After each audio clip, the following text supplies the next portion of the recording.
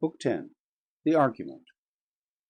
Man's transgression known, the guardian angels forsake paradise, and return up to heaven to approve their vigilance, and are approved, God declaring that the entrance of Satan could not be by them prevented. He sends his Son to judge the transgressors, who descends and gives sentence accordingly. Then in pity clothes them both, and reascends. Sin and death, sitting till then at the gates of hell, by wondrous sympathy feeling the success of Satan in this new world, and the sin by man there committed, resolved to sit no longer confined to hell, but to follow Satan their sire up to the place of man. To make the way easier from hell to this world to and fro, they pave a broad highway or bridge over chaos, according to the track that Satan first made. Then, preparing for earth, they meet him proud of his success, returning to hell. The mutual gratulation. Satan arrives at Pandemonium, in full assembly relates with boasting his success against man. Instead of applause, is entertained with a general hiss by all his audience, transformed, with himself also, suddenly into serpents, according to his doom given in paradise. Then, deluded with a show of the forbidden tree springing up before them, they, greedily reaching to take of the fruit, chew dust and bitter ashes. The proceedings of sin and death. God foretells the final victory of his Son over them, and the renewing of all things, but for the present commands his angels to make several alterations in the heavens and elements. Adam, more and more perceiving his fallen condition, heavily bewails, rejects the condolement of Eve. She persists, and at length appeases him.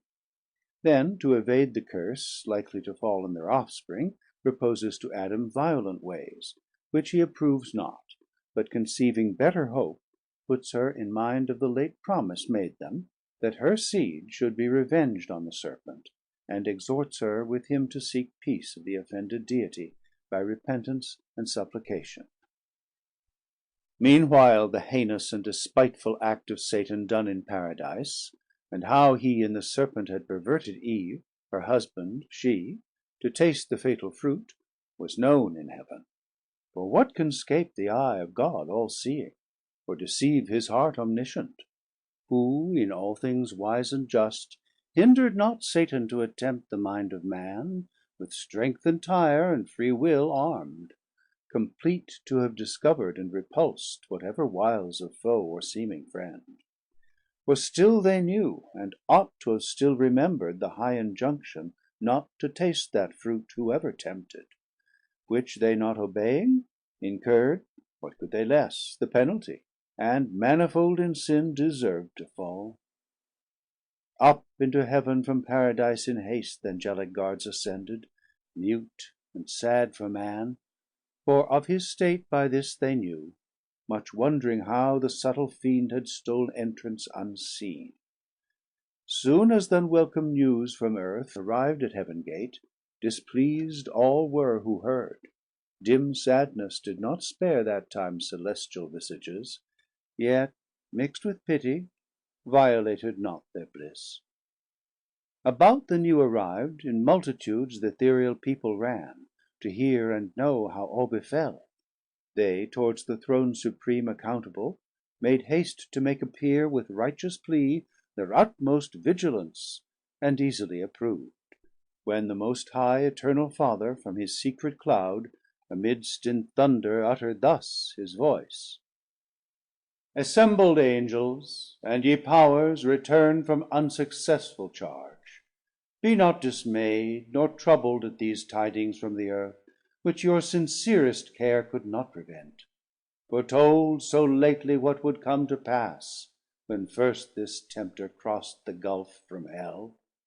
I told ye then he should prevail and speed on his bad errand, man should be seduced and flatter'd out of all, believing lies against his Maker, no decree of mine concurring to necessitate his fall, or touch with lightest moment of impulse his free will, to our own inclining left in even scale. But fall'n he is, and now what rests but that the mortal sentence pass on his transgression, death denounced that day, which he presumes already vain and void, because not yet inflicted, as he fear'd, by some immediate stroke, but soon shall find forbearance no acquittance ere day end. Justice shall not return as bounty scorn'd. But whom send I to judge them? Whom but thee, Vicegerent's Son? To thee I have transferr'd all judgment, whether in heaven or earth or hell. Easy it may be seen that I intend mercy colleague with justice, sending thee, man's friend, his mediator, his designed both ransom and redeemer voluntary, and destined man himself to judge man fall. So spake the Father, and unfolding bright toward the right hand his glory, on the Son blazed forth unclouded deity. He full resplendent all his Father manifest expressed, and thus divinely answer'd mild: Father eternal, thine is to decree, mine both in heaven and earth to do thy will supreme, that thou in me thy Son belov'd mayst ever rest well pleased. I go to judge on earth these thy transgressors, but thou knowst, whoever judged, the worst on me must light, when time shall be. For so I undertook before thee, and not repenting, this obtain of right, that I may mitigate their doom on me deriv'd. Yet I shall temper so justice with mercy, as may illustrate most them fully satisfied, and thee appease. Attendance none shall need, nor train, where none are to behold the judgment but the judged, those two. The third, best absent, is condemned. Convict by flight, and rebel to all law, conviction to the Serpent none belongs. Thus saying, from his radiant seat he rose of high collateral glory.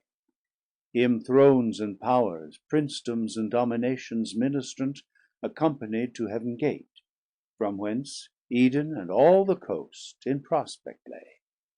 Down he descended straight. The speed of Gods time counts not, though with swiftest minutes wing'd. Now was the Sun in western cadence low from noon, and gentle airs due at their hour to fan the earth now waked, and usher in the evening cool, when he from wrath more cool came the mild Judge and Intercessor both, to sentence man. The voice of God they heard, now walking in the garden, by soft winds brought to their ears, while day declined. They heard, and from his presence hid themselves among the thickest trees, both man and wife, till God approaching, thus to Adam call'd aloud: Where art thou, Adam, wont with joy to meet my coming seen far off? I miss'd thee here, not pleased, thus entertain'd with solitude, where obvious duty erewhile appear'd unsought. Or come I less conspicuous? Or what change absents thee? Or what chance detains? Come forth. He came, and with him Eve, more loath, though first to offend, discountenanced both, and discomposed. Love was not in their looks, either to God or to each other, but apparent guilt and shame, and perturbation, and despair, anger and obstinacy, and hate and guile. Whence Adam faltering long thus answer'd brief: I heard thee in the garden, and of thy voice afraid, being naked, hid my self. To whom the gracious Judge without revile replied: My voice thou oft hast heard, and hast not fear'd, but still rejoiced. How is it now become so dreadful to thee? That thou art naked, who hath told thee? Hast thou eaten of the tree, whereof I gave thee charge thou shouldst not eat? To whom thus Adam sore beset replied: O Heaven, in evil strait this day I stand before my Judge, either to undergo my self the total crime, or to accuse my other self, the partner of my life, whose failing, while her faith to me remains, I should conceal, and not expose to blame by my complaint. But strict necessity subdues me, and calamitous constraint, lest on my head both sin and punishment, however insupportable, be all devolved. Though should I hold my peace, yet thou wouldst easily detect what I conceal. This woman, whom thou madest to be my help, and gavest me as thy perfect gift, so good, so fit, so acceptable, so divine, that from her hand I could suspect no ill, and what she did, whatever in itself, her doing seemed to justify the deed. She gave me of the tree, and I did eat. To whom the sovereign presence thus replied: Was she thy God, that her thou didst obey before his voice? Or was she made thy guide, superior, or but equal, that to her thou didst resign thy manhood, and the place wherein God set thee above her made of thee, and for thee, whose perfection far excell'd hers in all real dignity? Adorned she was indeed, and lovely to attract thy love, not thy subjection. And her gifts were such as under government well seem'd, unseemly to bear rule, which was thy part and person, hadst thou known thyself aright. So having said, he thus to Eve in few: Say, woman, what is this which thou hast done? To whom sad Eve, with shame nigh overwhelm'd, confessing soon, yet not before her judge bold or loquacious, thus abash'd replied: The serpent me beguil'd, and I did eat. Which when the Lord God heard, without delay To judgment he proceeded on th'accus'd Serpent, though brute, unable to transfer the guilt on him who made him instrument of mischief, and polluted from the end of his creation, justly then accursed as vitiated in nature. More to know concern'd not man, since he no further knew, nor alter'd his offence. Yet God at last to Satan first in sin his doom applied, though in mysterious terms, judged as then best, and on the Serpent thus his curse let fall: Because thou hast done this, thou art accursed above all cattle, each beast of the field. Upon thy belly groveling thou shalt go, and dust shalt eat all the days of thy life. Between thee and the woman I will put enmity, and between thine and her seed. Her seed shall bruise thy head, thou bruise his heel. So spake this oracle, then verified when Jesus, Son of Mary, second Eve, saw Satan fall like lightning down from heaven, Prince of the air. Then rising from his grave, spoil'd principalities and powers, triumph'd in open show, and with ascension bright captivity led captive through the air, the realm it self of Satan long usurp'd, whom he shall tread at last under our feet, even he who now foretold his fatal bruise. And to the woman thus his sentence turn'd: Thy sorrow I will greatly multiply by thy conception. Children thou shalt bring in sorrow forth, and to thy husband's will thine shall submit, he over thee shall rule. On Adam last his judgment he pronounced: Because thou hast hearkened to the voice of thy wife, and eaten of the tree, concerning which I charged thee, saying, Thou shalt not eat thereof, cursed is the ground for thy sake. Thou in sorrow shalt eat thereof all the days of thy life. Thorns also and thistles it shall bring thee forth unbid, and thou shalt eat the herb of the field. In the sweat of thy face shalt thou eat bread, till thou return unto the ground, for thou out of the ground wast taken. Know thy birth, for dust thou art, and shalt to dust return. So judged he man, both judge and Saviour sent, and th'instant stroke of death denounced that day removed far off. Then pitying how they stood before him naked to the air, that now must suffer change, disdain'd not to begin thenceforth the form of servant to assume, as when he wash'd his servants feet. So now as father of his family he clad their nakedness with skins of beasts, or slain, or as the snake with youthful coat repaid, and thought not much to clothe his enemies, nor he their outward only with the skins of beasts, but inward nakedness, much more opprobrious, with his robe of righteousness arraying, covered from his Father's sight. To him with swift ascent he up return'd, into his blissful bosom reassumed in glory as of old, to him appeased all, though all knowing, what had passed with man recounted, mixing intercession sweet. Meanwhile, ere thus was sinn'd and judged on earth, within the gates of hell sate sin and death in counter view within the gates, that now stood open wide, belching outrageous flame far into chaos, since the Fiend passed through, sin opening, who thus now to death began. O Son, why sit we here each other viewing idly, while Satan our great author thrives in other worlds, and happier seat provides for us, his offspring dear? It cannot be but that success attends him, if mishap ere this he had returned, with fury driven by his avenger, since no place like this can fit his punishment, or there revenge. Methinks I feel new strength within me rise, wings growing, and dominion given me large beyond this deep. Whatever draws me on, or sympathy, or some connatural force, powerful at greatest distance, to unite with secret amity things of like kind by secretest conveyance. Thou, my shade inseparable, must with me along, for death from sin no power can separate.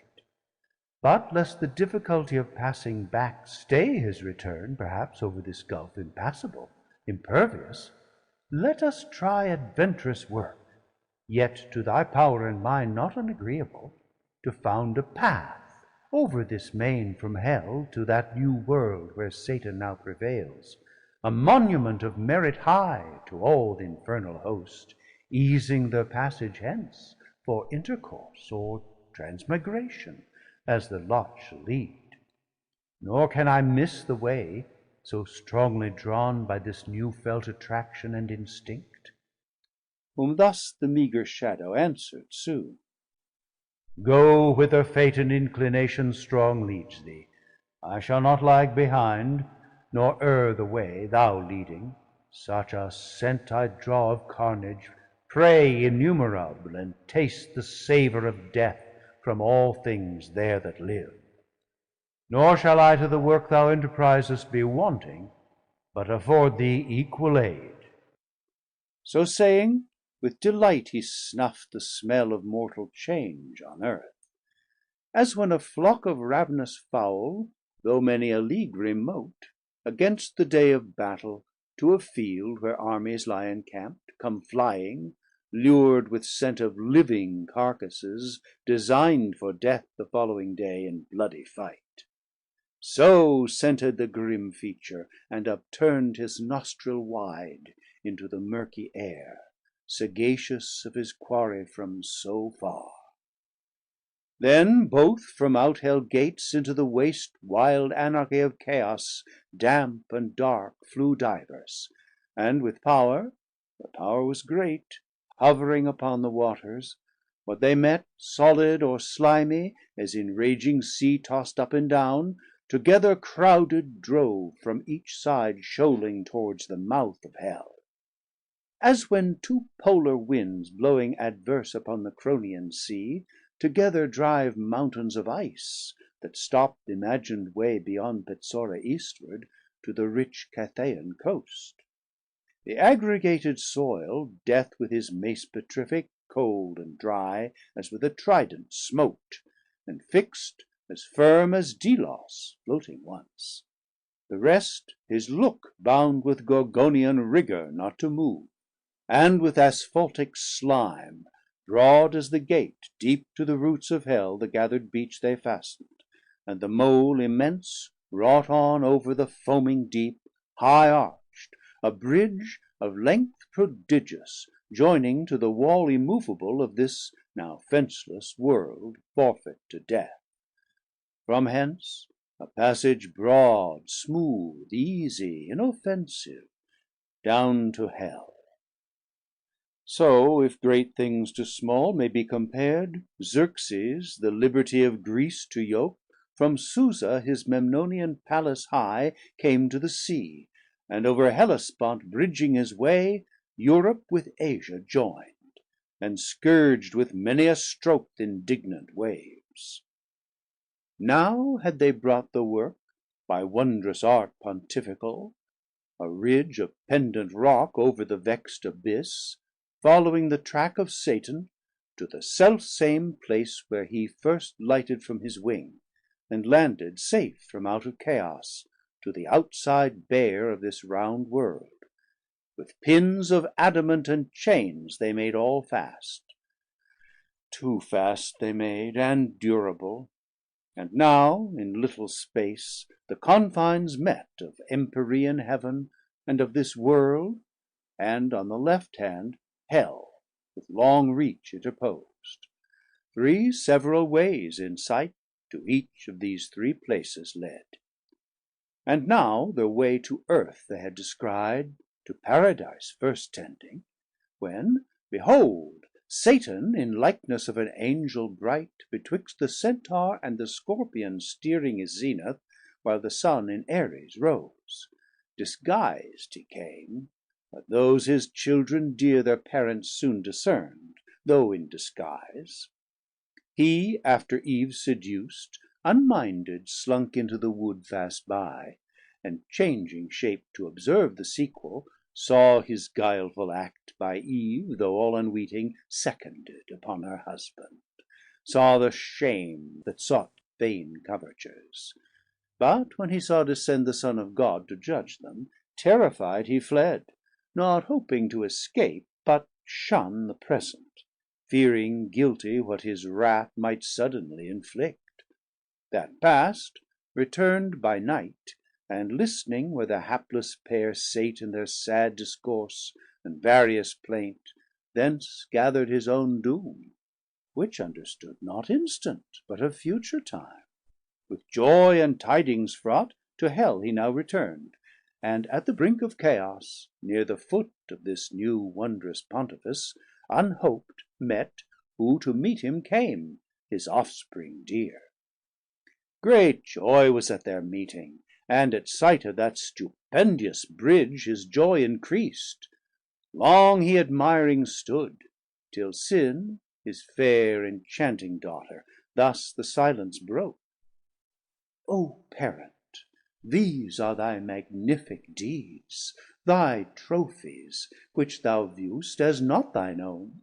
Thou art their Author and prime Architect. For I no sooner in my heart divin'd, My heart which by a secret harmony Still moves with thine, join'd in connection sweet, That thou on Earth hadst prosper'd, which thy looks Now also evidence, but straight I felt, Though distant from thee worlds between, yet felt that I must after thee with this thy Son. Such fatal consequence unites us 3. Hell could no longer hold us in her bounds, Nor this unvoyageable Gulf obscure Detain from following thy illustrious track. Thou hast achiev'd our liberty, confin'd Within Hell gates till now, thou us empower'd To fortify thus far, and overlay With this portentous Bridge the dark abyss.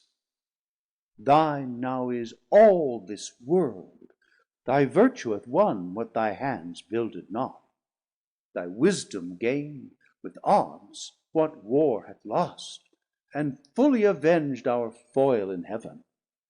Here thou shalt Monarch reign, there didst not. There let him still Victor sway, as battle hath adjudged, From this new world retiring, by his own doom Alienated, and henceforth Monarchy with thee divide Of all things, parted by th' Imperial bounds, His quadrature, from thy orbicular world. Or try thee now, more dangerous to his throne. Whom thus the Prince of Darkness answer'd glad: Fair daughter, and thou Son and Grandchild both, High proof ye now have given to be the race of Satan, for I glory in the name, antagonist of Heavens almighty King. Amply have merited of me, of all the infernal Empire, that so near Heavens door triumphal, with triumphal act have met mine with this glorious work, and made one realm, Hell and this world, one realm, one continent of easy thoroughfare.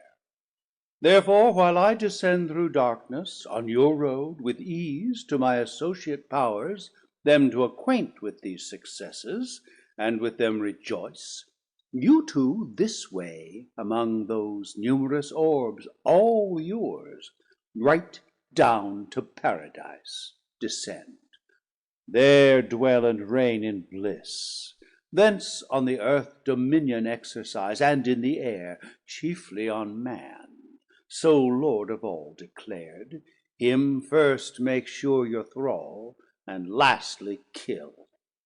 My substitutes I send ye, and create plenipotent on earth, of matchless might issuing from me. On your joint vigor now my hold of this new kingdom all depends, through sin to death exposed by my exploit. If your joint power prevail, the fares of Hell no detriment need fear. Go and be strong. So saying, he dismissed them.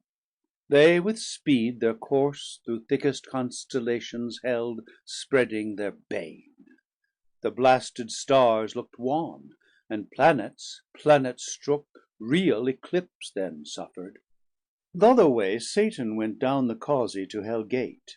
On either side disparted chaos overbuilt, exclaim'd, and with rebounding surge the bars assailed, that scorn'd his indignation. Through the gate wide open and unguarded Satan passed, and all about found desolate, for those appointed to sit there had left the charge, flown to the upper world. The rest were all far to the inland retired, about the walls of Pandemonium, city and proud seat of Lucifer, so by allusion called of that bright star to Satan paragoned. There kept the watch the legions, while the grand in counsel sate, solicitous what chance might intercept their Emperor sent. So he departing gave command, and they observed.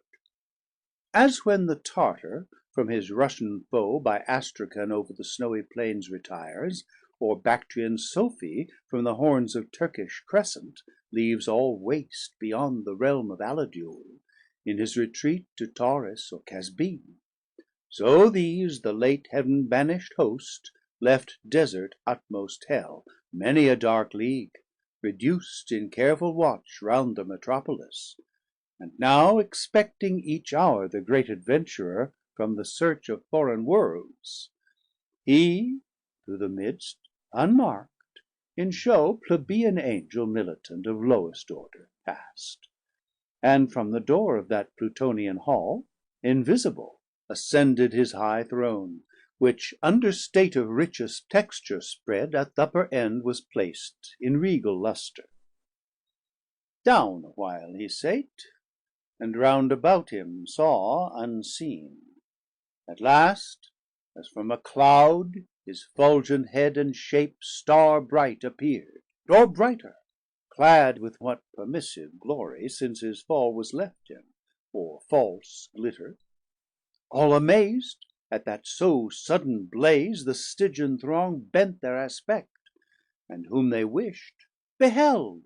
The mighty chief return'd, loud was the claim, forth rush'd in haste the great consulting peers, raised from their dark divan, and with like joy congratulant approach'd him, who with hand silence, and with these words attention won.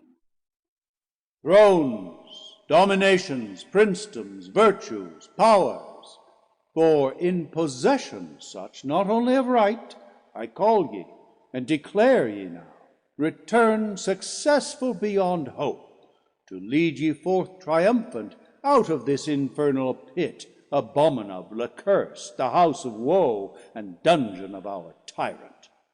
now possess as lords a spacious world, to our native heaven little inferior, by my adventure hard with peril great achieved.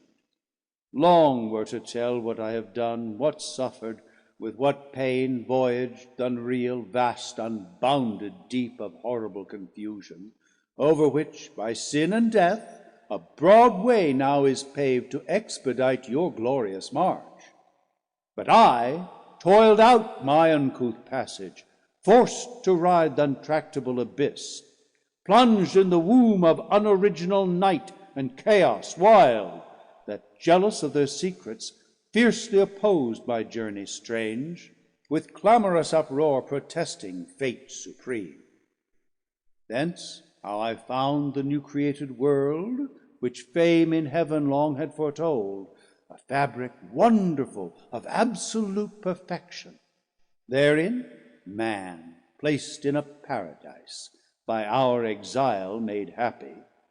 Him by fraud I have seduced from his Creator, and, the more to increase your wonder, with an apple.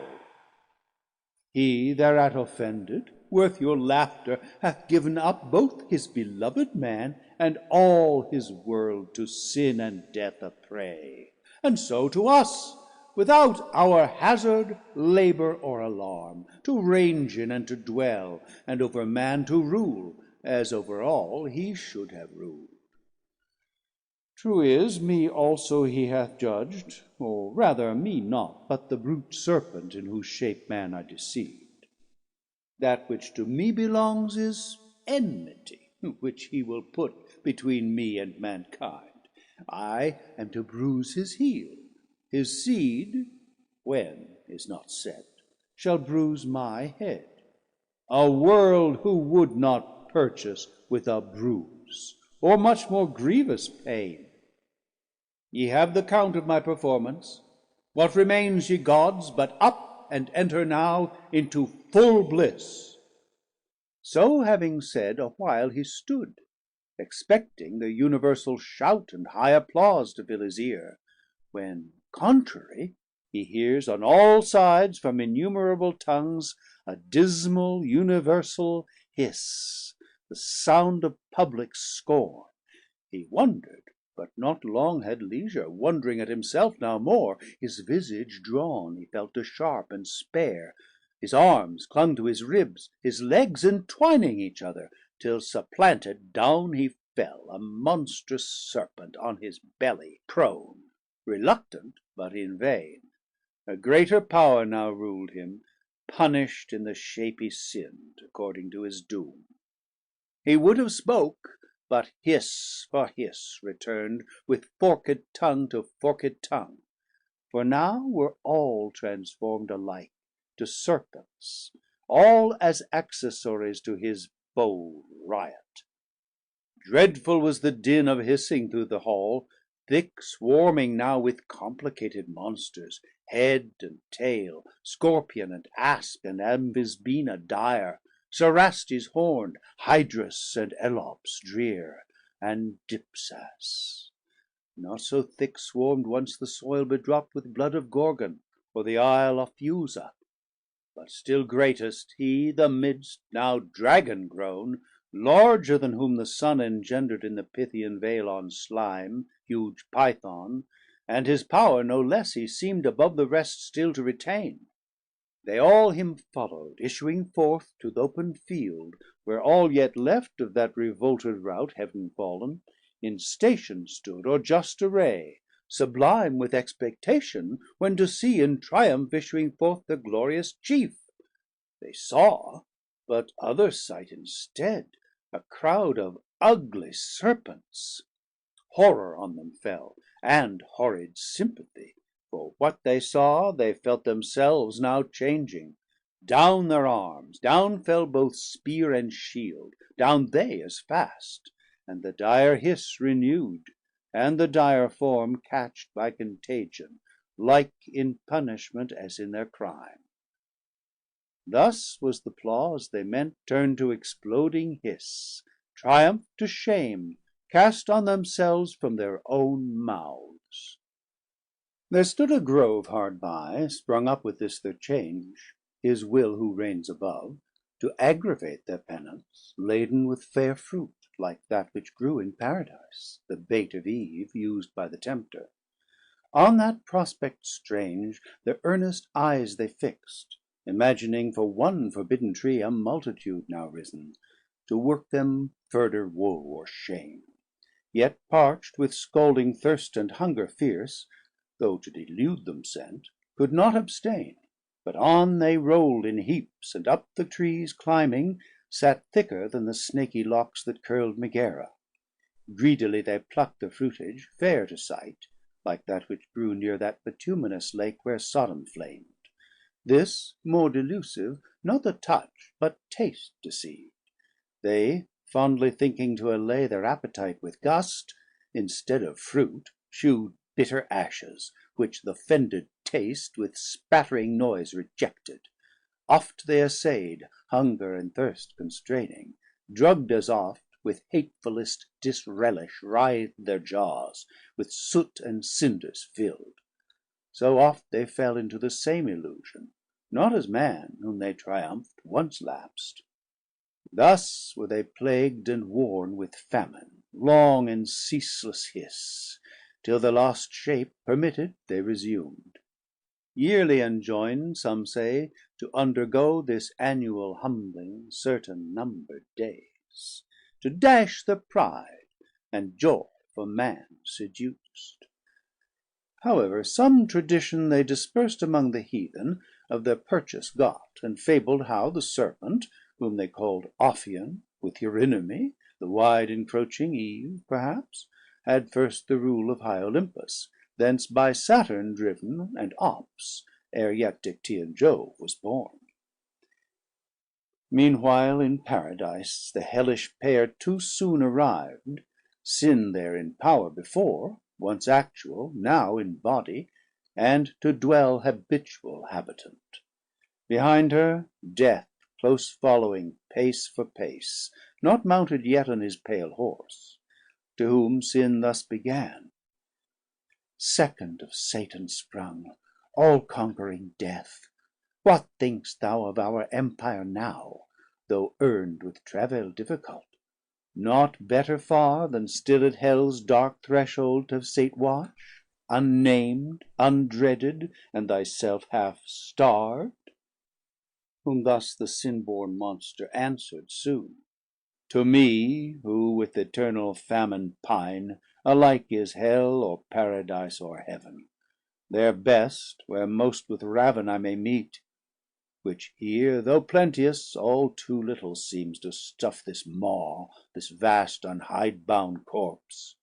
To whom th' incestuous Mother thus replied: Thou therefore on these herbs, and fruits, and flowers Feed first, on each beast next, and fish and fowl, No homely morsels, and whatever thing The scythe of time mows down, devour unspared, Till I, in man residing through the race, His thoughts, his looks, words, actions, all infect, And season him thy last and sweetest prey. This said, they both betook them several ways, Both to destroy, or unimmortal make All kinds, and for destruction to mature Sooner or later: which th' Almighty seeing, From his transcendent seat the Saints among, To those bright Orders utter'd thus his voice: See with what heat these dogs of Hell advance To waste and havoc yonder World, which I So fair and good created, and had still Kept in that state, had not the folly of man Let in these wasteful furies, who impute Folly to me: so doth the Prince of Hell And his adherents, that with so much ease I suffer them to enter and possess A place so heavenly, and conniving seem To gratify my scornful enemies, That laugh as if transported with some fit Of passion, I to them had quitted all, At random yielded up to their misrule, And know not that I call'd and drew them thither My Hell hounds, to lick up the draught and filth which man's polluting sin with taint had shed on what was pure, till, crammed and gorged, nigh burst with sucked and glutted offal, at one fling of thy victorious arm, well-pleasing Son, both sin and death and yawning grave at last, through chaos hurled, obstruct the mouth of hell forever, and seal up his ravenous jaws. Then heaven and earth renewed shall be made pure to sanctity that shall receive no stain. Till then the curse pronounced on both precedes. He ended, and the heavenly audience loud sung Hallelujah, as the sound of seas through multitude that sung. Just are thy ways, righteous are thy decrees on all thy works. Who can extenuate thee? Next to the Son, destined restorer of mankind, by whom new heaven and earth shall to the ages rise, or down from heaven descend. Such was their song, while the Creator, calling forth by name his mighty angels, gave them several charge, as sorted best with present things. The Sun had first his precept so to move, so shine, as might affect the earth with cold and heat scarce tolerable, and from the north to call decrepit winter, from the south to bring solstitial summer's heat. To the blank Moon her office they prescribed, to the other 5 their planetary motions and aspects in sextile, square, and trine at opposite, of noxious efficacy, and when to join in synod unbenign, and taught the fixt their influence malignant when to shower, which of them rising with the Sun or falling should prove tempestuous. To the winds they set their corners, when with bluster to confound sea, air, and shore, the thunder when to roll with terror through the dark aerial hall. Some say he bid the Angels turn askance the poles of earth twice 10 degrees and more from the Sun's axle. They with labour pushed oblique the centric globe. Some say the Sun was bid turn reins from the equinoctial road like distant breadth to Taurus, with the 7 Atlantic sisters, and the Spartan twins up to the Tropic Crab, thence down amain by Leo and the Virgin of the Scales, as deep as Capricorn, to bring in change of seasons to each clime. Else had the Spring perpetual smiled on earth with vernant flowers, equal in days and nights, except to those beyond the polar circles. To them day had unbenighted shone, while the low Sun, to recompense his distance, in their sight had rounded still the Horizon, and not known nor east or west, which had forbid the snow from cold Statiland, and south as far beneath Magellan. At that tasted fruit the Sun, as from Thyestean banquet, turned his course intended, else how had the world inhabited, though sinless, more than now avoided pinching cold and scorching heat? These changes in the heavens, though slow, produced like change on sea and land, sideral blast, vapor, and mist, and exhalation hot, corrupt, and pestilent. Now from the north of Norumbega and the Samoid shore, bursting the brazen dungeon, armed with ice and snow and hail, and stormy gust and flaw, Boreas and Caecius and Argestes loud, and Thrascius rend the woods and seas upturn. With adverse blast upturns them from the south Notus, and Afer black, with thunderous clouds from Cerliona. Thwart of these as fierce, forth rush the Levant and the Ponent winds, Eurus and Zephyr with their lateral noise, Sirocco and Libecchio. Thus began outrage from liveless things, but discord, first daughter of sin, among the irrational death introduced, through fierce antipathy. Beast now with beast gan war, and fowl with fowl, and fish with fish. To graze the herb all leaving, devoured each other, nor stood much in awe of man, but fled him, or with countenance grim glared on him passing. These were from without the growing miseries, which Adam saw already in part, though hid in gloomiest shade, to sorrow abandoned, but worse felt within, and in a troubled sea of passions tossed, thus to disburden sought with sad complaint. O miserable of happy, is this the end of this new glorious world, and me so late the glory of that glory? Who now become accursed of blessed, hide me from the face of God, whom to behold was then my height of happiness. Yet well if here would end the misery, I deserved it, and would bear my own deservings, but this will not serve. All that I eat or drink or shall beget is propagated curse. O voice once heard delightfully, increase and multiply, now death to hear. For what can I increase or multiply but curses on my head?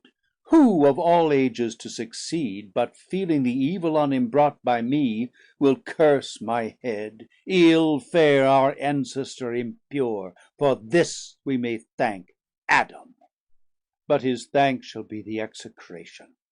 So besides mine own that bide upon me, all from me shall with a fierce reflux on me redound, on me as on their natural center light, heavy though in their place. O fleeting joys of Paradise, dear bought with lasting woes! Did I request thee, Maker, from my clay to mould me man?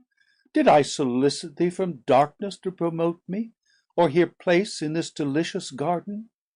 As my will concurred not to my being, it were but right and equal to reduce me to my dust, desirous to resign and render back all I received, unable to perform thy terms, too hard, by which I was to hold the good I sought not.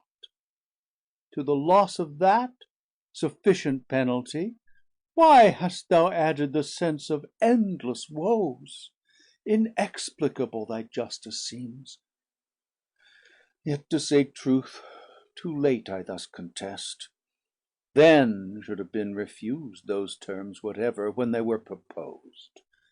Thou didst accept them. Wilt thou enjoy the good, then cavil the conditions? And though God made thee without thy leave, what if thy Son prove disobedient, and reproved retort, Wherefore didst thou beget me? I sought it not. Wouldst thou admit for his contempt of thee that proud excuse? Yet him not thy election, but natural necessity begot. God made thee of choice his own, and of his own to serve him. Thy reward was of his grace, thy punishment then justly is at his will. Be it so, for I submit, his doom is fair, that dust I am, and shall to dust return. O welcome hour whenever! Why delays his hand to execute what his decree fixed on this day? Why do I overlive? Why am I mocked with death, and lengthened out to deathless pain? How gladly would I meet mortality my sentence, and be earth insensible! How glad would lay me down as in my mother's lap! There I should rest and sleep secure, his dreadful voice no more would thunder in my ears. No fear of worse to me and to my offspring would torment me with cruel expectation. Yet one doubt pursues me still, lest all I cannot die, lest that pure breath of life, the spirit of man which God inspired, cannot together perish with this corporeal clod. Then in the grave, or in some other dismal place, who knows, but I shall die a living death. O thought horrid, if true! Yet why? It was but breath of life that sinned. What dies but what had life and sin? The body properly hath neither. All of me then shall die. Let this appease the doubt, since human reach no further knows. For though the Lord of all be infinite, is his wrath also? Be it, man is not so, but mortal doom'd. How can he exercise wrath without end on man, whom death must end? Can he make deathless death? That were to make strange contradiction, which to God himself impossible is held, as argument of weakness, not of power. Will he draw out for angers sake, finite to infinite in punished man, to satisfy his rigor, satisfied never? That were to extend his sentence beyond dust and nature's law, by which all causes else, according still to the reception of their matter act, not to the extent of their own sphere. But say that death be not one stroke, as I supposed, bereaving sense, but endless misery from this day onward, which I feel begun both in me and without me, and so last to perpetuity. Ay me, that fear comes thundering back with dreadful revolution on my defenseless head. Both death and I am found eternal, and incorporate both, nor I on my part single. In me all posterity stands cursed. Fair patrimony that I must leave ye sons. O were I able to waste it all my self, and leave ye none! So disinherited, how would ye bless me, now your curse? Ah, why should all mankind for one mans fault thus guiltless be condemned, if guiltless? But from me what can proceed, but all corrupt, both mind and will depraved? Not to do only, but to will the same with me. How can they acquitted stand in sight of God? Him after all disputes forced I absolve. All my evasions vain and reasonings, though through mazes, lead me still but to my own conviction. First and last on me, me only, as the source and spring of all corruption, all the blame lights due. So might the wrath.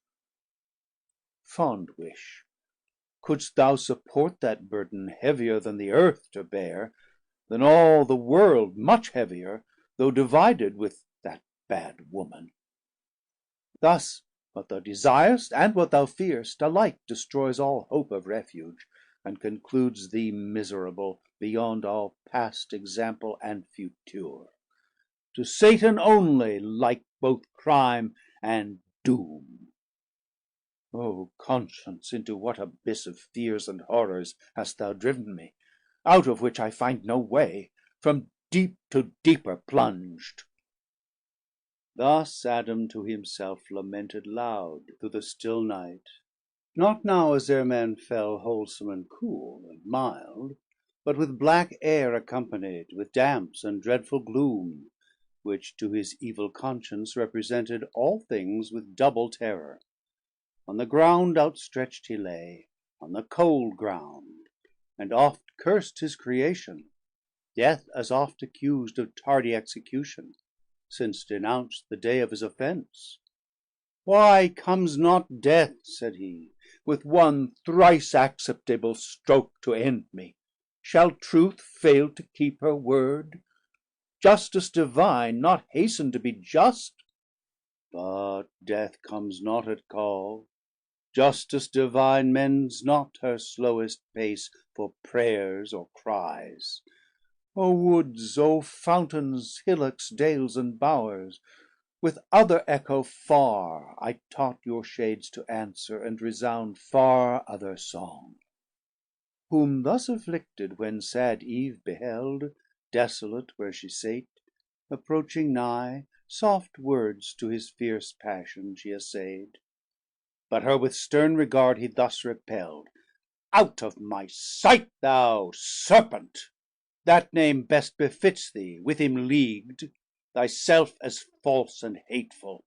Nothing wants but that thy shape like his, and colour serpentine, may show thy inward fraud, to warn all creatures from thee henceforth, lest that too heavenly form pretended to hellish falsehood snare them. But for thee I had persisted happy, had not thy pride and wandering vanity, when least was safe, rejected my forewarning, and disdained not to be trusted. longing to be seen, though by the Devil himself, him overweening to overreach, but with the Serpent meeting, fool'd and beguil'd, by him thou, I by thee, to trust thee from my side, imagin'd, wise, constant, mature, proof against all assaults, and understood not all was but a show rather than solid virtue, all but a rib crooked by nature, bent as now appears more to the part sinister from me drawn, well if thrown out, as supernumerary to my just number found. Oh, why did God, Creator wise, that peopled highest heaven with spirits masculine, create at last this novelty on earth, this fair defect of nature, and not fill the world at once with men, as angels without feminine, or find some other way to generate mankind? This mischief had not then befallen, and more that shall befall, innumerable disturbances on earth, through female snares, and strait conjunction with this sex. For either he never shall find out fit mate, but such as some misfortune brings him, or mistake, or whom he wishes most, shall seldom gain through her perverseness, but shall see her gain'd by a far worse, or if she love, withheld by parents, or his happiest choice too late shall meet, already link'd and wedlock bound to a fell adversary, his hate or shame, which infinite calamity shall cause to human life, and household peace confound. He added not, and from her turn'd. But Eve, not so repulsed, with tears that ceased not flowing, and tresses all disorder'd, at his feet fell humble, and embracing them besought his peace, and thus proceeded in her plaint: Forsake me not thus, Adam. Witness Heaven what love sincere and reverence in my heart I bear thee, and unweeting have offended, unhappily deceived. Thy suppliant I beg, and clasp thy knees. Bereave me not, whereon I live, thy gentle looks, thy aid, thy counsel in this uttermost distress, my only strength and stay. Forlorn of thee, whither shall I betake me, where subsist?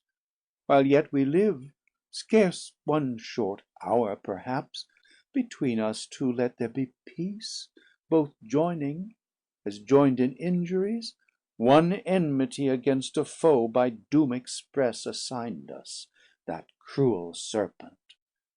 On me exercise not thy hatred for this misery befall'n, on me already lost, me than thy self more miserable.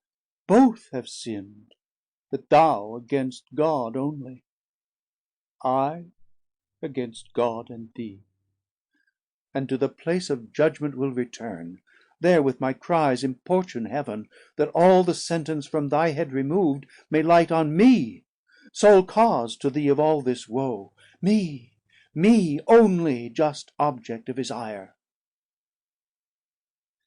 She ended weeping, and her lowly plight, immovable till peace obtain from fault acknowledged and deplored, in Adam wrought commiseration. Soon his heart relented towards her, his life so late and sole delight, now at his feet submissive in distress, creature so fair, his reconcilement seeking, his counsel, whom she had displeased, his aid. As one disarm'd, his anger all he lost, and thus with peaceful words upraised her soon: Unwary, and too desirous, as before, so now, of what thou knowst not, who desir'st the punishment all on thy self, alas, bear thine own first, ill able to sustain his full wrath, whose thou feelst as yet least part, and my displeasure bearst so ill. If prayers could alter high decrees, I to that place would speed before thee, and be louder heard, that on my head all might be visited, thy frailty and infirmer sex forgiven, to me committed, and by me exposed. But rise, let us no more contend, nor blame each other, blamed enough elsewhere, but strive in offices of love how we may lighten each others burden in our share of woe. Since this day's death denounced, if aught I see will prove no sudden but a slow paced evil, a long day's dying to augment our pain, and to our seed, O hapless seed, derived.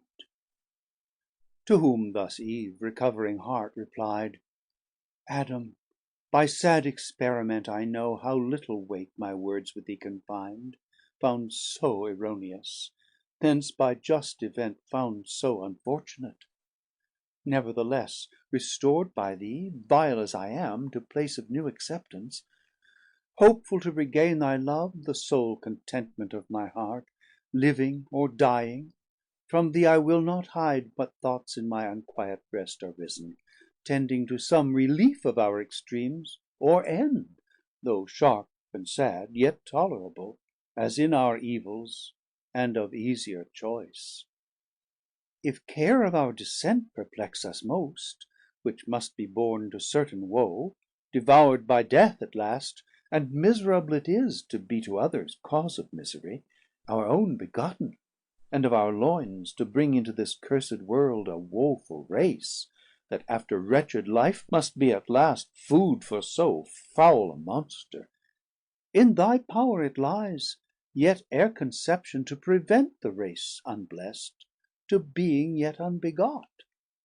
Childless thou art, childless remain, so death shall be deceived his glut, and with us too be forced to satisfy his ravenous maw. But if thou judge it hard and difficult, conversing, looking, loving, to abstain from loves due rites, nuptial embraces sweet, and with desire to languish without hope, before the present object languishing with like desire, which would be misery and torment less than none of what we dread, then both our selves and seed at once to free from what we fear for both, let us make short, let us seek death, or he not found, supply with our own hands his office on ourselves. Why stand we longer shivering under fears that show no end but death, and have the power of many ways to die, the shortest choosing, destruction with destruction to destroy?